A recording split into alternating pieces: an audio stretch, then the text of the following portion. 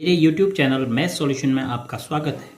यदि आपने अभी तक चैनल को सब्सक्राइब नहीं किया है तो प्लीज़ चैनल को सब्सक्राइब कर बेल आइकन का बटन जरूर प्रेस कर लें, जिससे कि गणित के किसी भी प्रश्न पर बनने वाली वीडियो अपलोड होते ही नोटिफिकेशन के द्वारा आप तक शीघ्र पहुंच जाए। प्रश्नावली 8.1 में ही प्रश्न संख्या 4 है। यदि 15 cot a बराबर 8 हो तो साइन ए और सेक ए का मान ज्ञात करो। देखो, जैसा आपने प्रश्न संख्या 3 में किया था वैसा ही आप यहाँ पर सोचेंगे, क्योंकि cot a बराबर आपको दिया है 8/15। अगर 15 cot a बराबर 8 दिया है तो आप 15 गुणा है, तो 15 का भाग जाएगा तो 8/15 हो जाएगा। तो फिर से आपको एक त्रिकोणमितीय अनुपात मिल चुका है। अब cot a क्या होता है? आधार बट्टे लंब होता है, बराबर 8/15। तो आपने ये ध्यान रखना है कि कोण ए के लिए आधार जो आप बनाएंगे वो बनाएंगे 8p, तो लंब कितना बनाएंगे? 15p। लंब और आधार की माप आपको पता चल गई है। तो हम एक त्रिभुज का निर्माण करते हैं।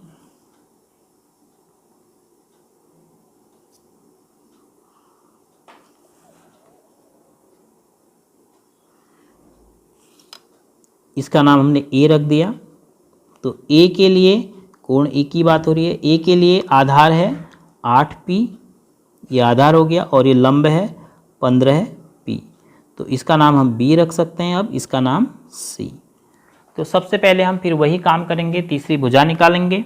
तो समकोण त्रिभुज, सब प्रश्न एक जैसे हैं। अगर आपने एक समझ लिया, समकोण त्रिभुज ए बी सी में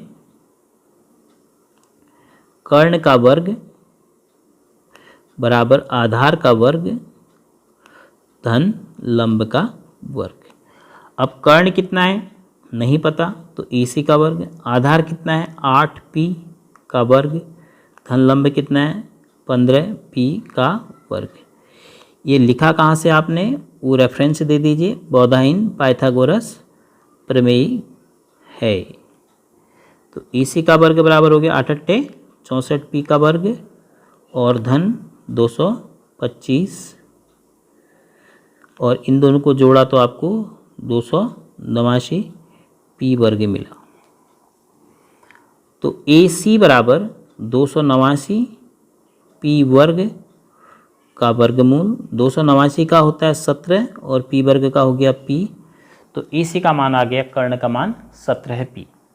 अब आपसे जो भी त्रिकोणमितीय अनुपात निकालने के लिए कहा है, जैसे कहा है साइन ए, तो साइन ए बराबर क्या होता है? लंब बट्टे कर्ण। तो कोण ए के लिए लंब क्या है? कोण ए के लिए लंब है BC बट्टे कर्ण कितना है? AC।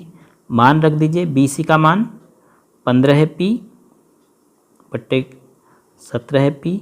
p से कैंसिल हो गया तो कितना हो गया? 15/17। ऐसे ही सेक ए का मान, सेक ए बराबर, अब सेक क्या होता है? कॉस का उल्टा। तो कॉस का के, अब देखो कॉस का उल्टा तो कैसे लिखेंगे आप? के ए, कक्का बट्टे लाल लिखेंगे, LAL। तो कॉसेक सेक, कर्ण बट्टे आधार, कर्ण बट्टे आधार। तो कर्ण क्या है? ए के लिए AC है, और ए के लिए आधार है AB। तो ये हो जाएगा 17p बटे 8p। तो p से p कैंसिल हुआ तो आ गया 17/8। तो सभी प्रश्न एक जैसे हैं। कुल मिलाकर त्रिभुज की दो भुजाएं आपको पता चल जाती हैं अगर एक त्रिकोणमितीय अनुपात दिया है, या फिर सीधे दो भुजाएं दी हैं तब भी आप तीसरी भुजा निकाल रहे हैं। त्रिकोणमितीय अनुपात दी है, त्रिकोणमितीय अनुपात कोई भी दिया है तो आप उससे दो भुजाएं निकाल रहे हैं, फिर तीसरी भुजा बौधायन पाइथागोरस से प्राप्त कर रहे हैं। जिस भी त्रिकोणमितीय अनुपात को निकालने के लिए कहा जा रहा है वो उसको निकाला जा सकता है। हाँ, कहीं पर त्रिकोणमितीय अनुपात डायरेक्ट नहीं दिया होगा, माना 15 cot a बराबर 8 दिया है, तो यहाँ पर सोचना है कि cot a का मान तो दिया है, cot a बराबर आप यहाँ से निकाल सकते हैं। cot a निकाल सकते हैं तो इसका मतलब एक त्रिकोणमितीय अनुपात आप निकाल सकते हैं। तो अगर एक आपको मिल गया तो त्रिभुज बना के सभी त्रिकोणमितीय अनुपात आप पता कर सकते हैं। प्रश्नावली 8.1 में प्रश्न संख्या 5 है। सेक थीटा बराबर 13/12, तो अन्य सभी त्रिकोणमितीय अनुपात परिकलित कीजिए। आपको पता है सेक थीटा बराबर 13/12। सेक होता है के जब कका बटे लाल होता है LAL, तो दूसरे नंबर का होता है कॉस का उल्टा सेक, कर्ण बट्टे आधार। तो इसको लिखते हैं हम कर्ण बट्टे आधार। तो हमें क्या मिलता है 13/12। तो मतलब क्या हुआ कि हम एक ऐसा त्रिभुज बनाएंगे जिसमें कर्ण 13x हो तो आधार 12x हो। मतलब अगर कर्ण 13 सेंटीमीटर तो आधार 12 सेंटीमीटर, कर्ण 13 दूनी 26 तो आधार 12 दूनी 24। का मतलब ये हुआ। अब चूंकि अनुपातिक दिया है तो इसलिए हम ठीक 13 या 12 सेंटीमीटर नहीं ले सकते, तो इसलिए हमें इसी रूप में लिखना पड़ेगा।